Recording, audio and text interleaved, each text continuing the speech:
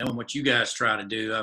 I'm wondering if you expect a track meet on Saturday, or do you guys try to change the pace since you showed this past weekend you can win at a more deliberate pace as well?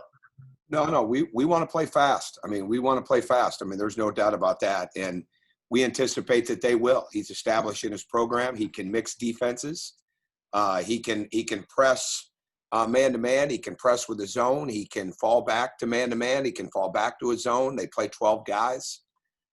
He's an excellent coach. I've known Bucky for a long time. He is an excellent coach. And I love the way that they're playing.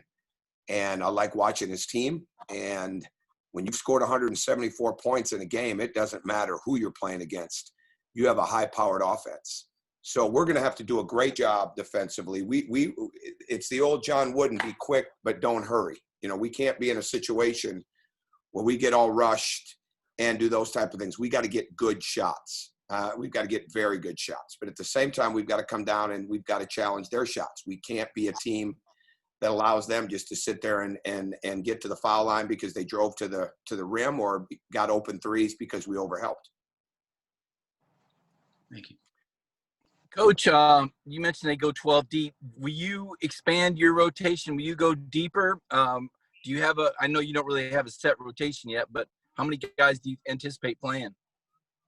Well, I don't know. I mean, it's hard to tell. I think a lot of it will depend on pace of the game. A lot of it, with our big guys, it'll depend on who can guard out on the perimeter. Because with the exception, really, of about one player, everybody that they put out there can shoot the three with range. So that's always a little bit harder for your bigger guys to understand that. Now, we work on that a lot, and they have to guard PJ in practice, and Ty McMillan is going to be a fine shooter. But it really just comes down to the pace of the game, how we're playing, and just read the management of it from there. All right, up next, we're going to have Ryan Curley and then Jed May. Hey, Coach, good to see you. After last week's game, you talked about maybe changing the lineup a little bit going forward. What lineups have you noticed have been more successful than others so far? Well, the starting lineup has been extremely successful from a plus-minus place that we've played as of late. That's had Justin Kier in it, Tumani Kamara, Ty Fagan, Severe Wheeler, and PJ Horn. But we've got to find better lineups in the middle of the game. We've got to find better lineups throughout our depth, and we worked on that hard yesterday. That is a true ongoing process right now that we don't have any clear-cut answers to. And so in this early season, we just got to keep trying to work through that and see how that plays out.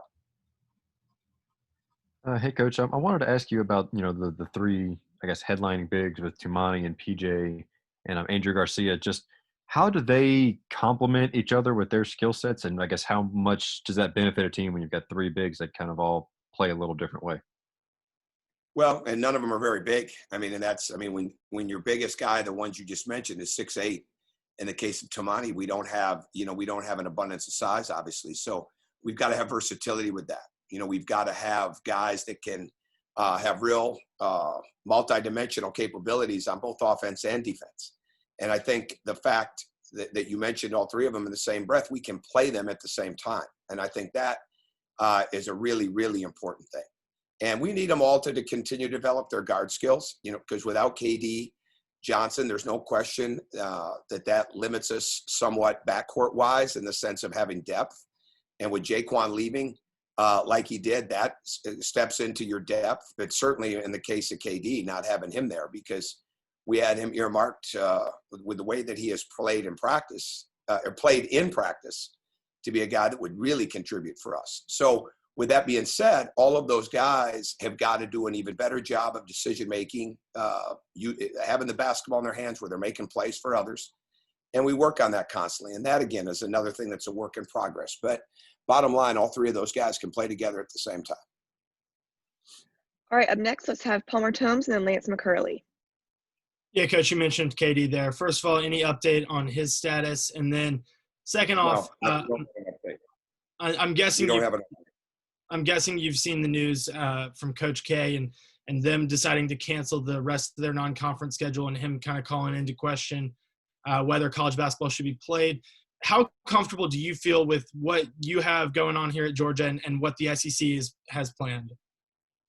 I feel comfortable because it's a daily process. And in the case of Coach Krzyzewski making that decision, if anybody's earned the right to make a decision based on what's best for his team, he certainly has. And I think that's ultimately what our job is as coaches, is to make sure that we have the pulse of our team and our program and our young people every day.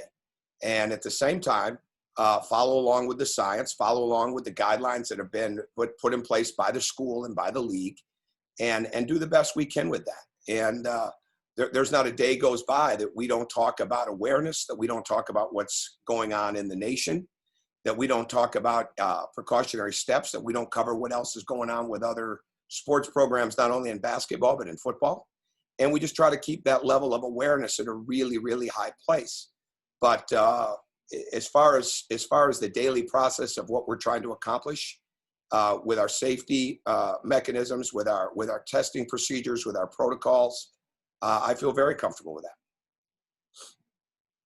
Hey, Coach, have any of your players expressed, any concern playing against the Samford team that, did they find it intimidating to play against a team that scored 174 points in a contest? Well, I hope not. I hope they don't find it intimidating, but I hope they find it exhilarating and exciting. Now, the only one that's probably real uptight and apprehensive would be the head coach, being me.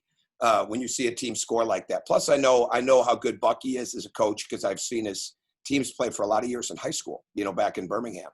But we've got to be structured, but we've got to be flexible, right? Depending on how the game plays out, we just got to really, really be good at what we've got to do defensively. We've got to take care of the ball much better. There's no doubt about that, because they will feast on live ball turnovers. And again, if they come in and they pressure the way that they have, we're going to see a lot of decisions that have to be made. So bottom line for us is that we continue to make the game easier for one another, that we stay connected and committed to what we've got to do on the defensive end, that we've got to keep increasing our ability to rebound the ball, and we've got to keep understanding spacing. Right now, making the game easier for everyone, understanding how to move without the ball, and staying committed to the spacing is really, really hard. And our offense is certainly behind in that area, but we want to continue to build it, and the games give us that opportunity to go against other people so that we can get better there. All right, we have time for one more question. Does anyone want to jump in? Coach, you mentioned Katie Johnson. Any update on his status? No, I don't have an update right now. No. If we get one, I'll make sure you'll be hearing me yelling from here. But we're not in that position right now. Thank you. All right, any final question?